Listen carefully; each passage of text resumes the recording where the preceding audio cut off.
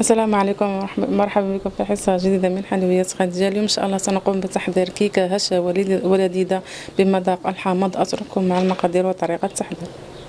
بالنسبة للمقادير سنحتاج إلى 3 حبات من البيض، 140 غرام من السكر الخشن، 160 ملل من الزيت، 80 ملل من الماء العادي، 80 ملل من عصير الحامض. نحتاج إلى مبشور حامضة كبيرة الحجم، ونحتاج إلى 14 غرام من خميرة الحلويات أو البيكنج باودر، وسنحتاج إلى 300 غرام من دقيق الحلويات. في إناء وضعت البيض، سأخفقه قليلا وأضيف إليه السكر الخشن وأواصل الخفق.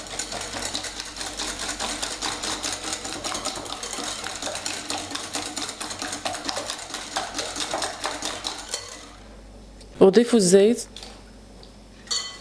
مع مواصلة الخفق،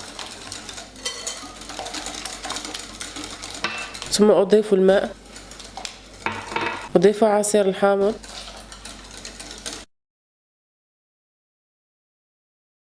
سأضيف مبشور الحامض، ثم خميرة الحلويات أو البيكنج باودر. بعد ذلك أضيف الدقيق تدريجيا حتى أضيف الكمية بأكملها.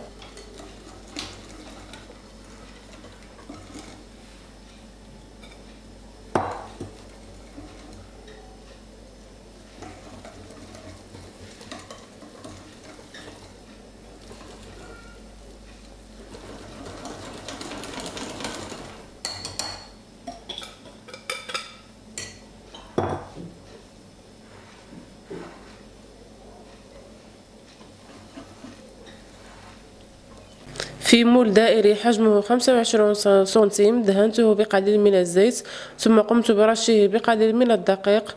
نصب فيه خليط الكيك ثم أدخله للفرن على 180 درجة. أشعل الفرن من الأسفل حتى ينتفخ الكيك ويرتفع جيدا. بعد ذلك نشعله عليه من الفوق حتى تتحمر الكيكة من وجهها، ثم نخرجها من الفرن. هذا هو الشكل النهائي للكيك بعد أن أخرجت الكيك من الفرن وبردت جيدا. دهنتها بقليل من العسل، ثم قمت برشها برقائق اللوز المحمرة، والتزيين على حسب الرغبة. كل واحد يمكنه أن يزين حسب رغبته وحسب المتوفر لديه.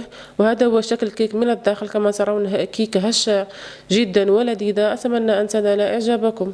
إذا عجبتكم حصة اليوم لا تنسوا الضغط على زر أعجبني، ولا تنسوا الاشتراك في القناة. أسفل الفيديو ستجدون الوصفة مكتوبة. إلى الملتقى إن شاء الله. السلام عليكم ورحمة الله تعالى وبركاته.